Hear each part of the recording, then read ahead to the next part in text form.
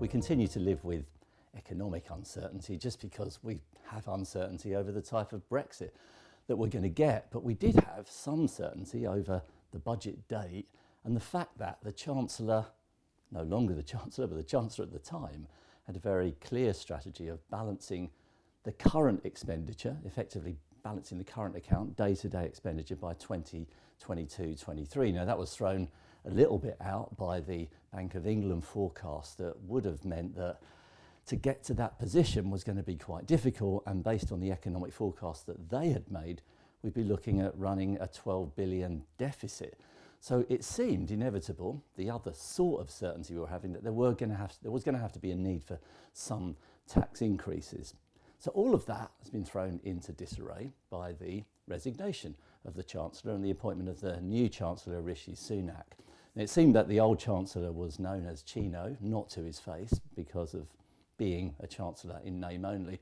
I wonder whether it was also because he possibly got a dressing down from Dominic Cummings every Friday. But anyway, let's move on from that. So what budget date are we going to be looking at, and what's going to be in the budget? Well, in relation to the date, we're still working with the 11th of March at the time of recording, but some parameters to bear in mind are that Parliament breaks for the Easter recess on the 31st of March to the 21st of April.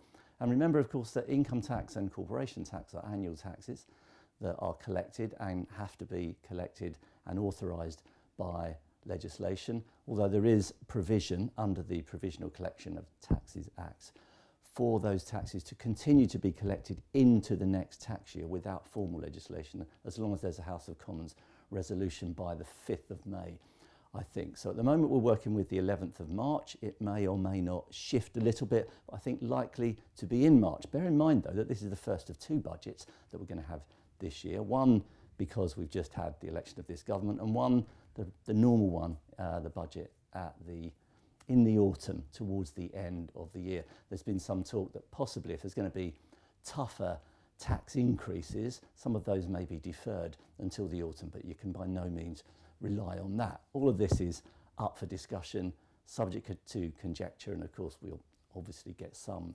certainty in hopefully the not too distant future. So what's likely to be in the budget? Under the past Chancellor, we working, as I mentioned, with the constraint of balancing the current account by 2022-23.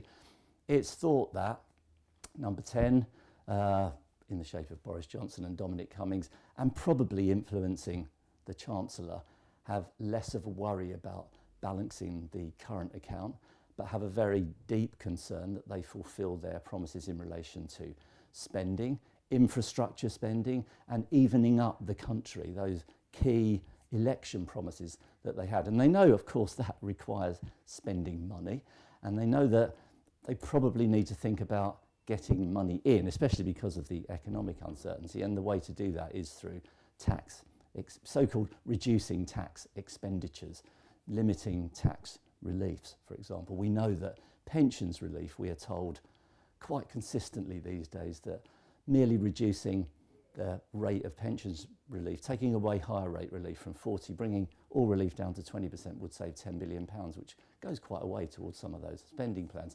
So in relation to the budget, we are probably thinking of there will be some tax increases. They could be spread between this budget and the next one, but no certainty, or we shouldn't relax into, oh, they'll all be in the next budget. Definitely not. It is likely that we will see them, though. I think that's becoming almost an inevitability. Quite recently, very recently actually, the National Audit Office, which may also have an influence over the sort of tax changes we might see, has cautioned that governments need to be a little more careful and assess more carefully whether the tax reliefs that they're given, the so-called tax expenditures that amount to apparently 155 billion a year, that's both structural and non-structural tax reliefs. But those tax reliefs that are introduced to influence social and economic policies, the pathways the government want to go to, and so encourage people's actions by the tax reliefs they give, do have a very, very high cost. And the National Audit Office, quite understandably, again, we're not sure governments in the past have looked closely enough, having introduced these reliefs, as to whether they're actually doing their job, achieving their objectives. So that's another influencing factor, the need to get money in, or the desire to get money in, and the need to show that actually the reliefs that are actually still in existence are doing their job. all of that to keep in mind. What we can come to the conclusion of for advisors is that don't rely on hard, possible, unwanted tax changes being pushed back to the autumn budget. Think about them possibly being introduced now and act accordingly. So if you have clients, and this is a very well-trodden route, but if you have clients for whom the current tax reliefs are appealing, they have the wherewithal to do something about them, and it's merely a case that they haven't just got round to doing it, then it's definitely worth taking action sooner rather than later. Some tax changes we know have a history of being introduced with effect from midnight on budget date. So if you're concerned about some of those reliefs and can do something about it, it might be worth just thinking about the 10th of March being the new tax year end in relation to those reliefs and taking action, or at least having the conversations with your clients about taking action. Of course, we will be doing all we possibly can to keep up with developments through TechLink, so keep tuned into those bulletins.